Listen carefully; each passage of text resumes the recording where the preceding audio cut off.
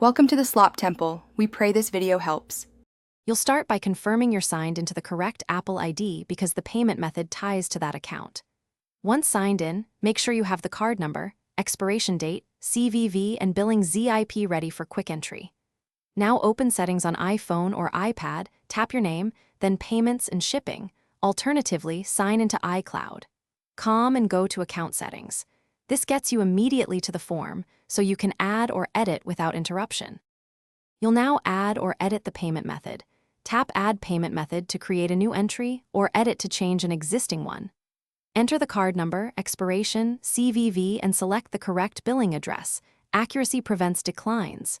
If Apple Pay, PayPal, or carrier billing appears, choose it if preferred. Make sure two-factor authentication prompts are accepted on your trusted device. Apple often requires verification. Once details are entered, review them. Finish by tapping Save and watch for an authorization charge or verification email, because Apple will often run a small hold to confirm the card. Once done, check your billing email and the App Store or iCloud payment settings to confirm the method is active for subscriptions and storage.